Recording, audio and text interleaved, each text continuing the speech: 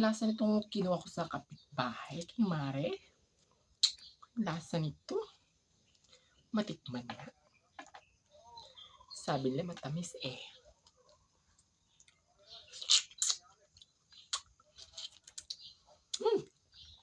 Asim naman pala.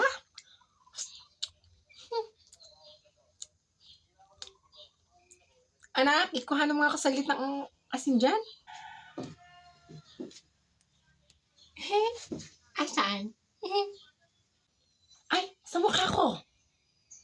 Siyempre, dyan sa kusina. Hanapin mo dyan. Sa mukha ko bang asin? Asin? Ha? Ano yung asin? Asin yun eh.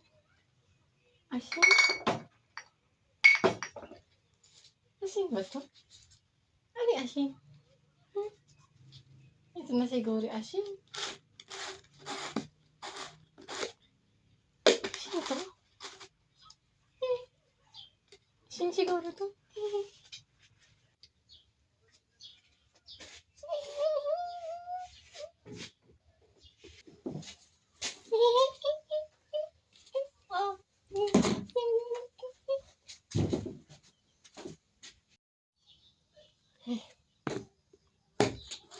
Salamat.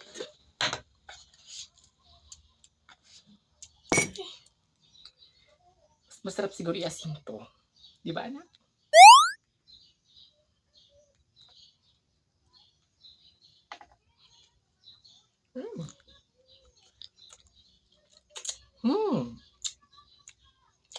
Sarap.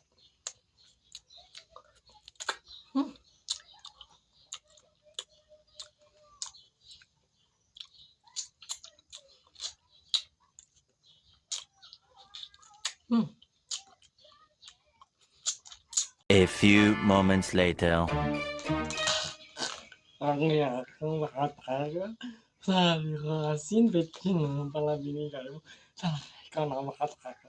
Nangkikikil ako sa'yo. Kala ko asin yung binigay mo. Betchin naman pala. Ha? Betchin ba yun?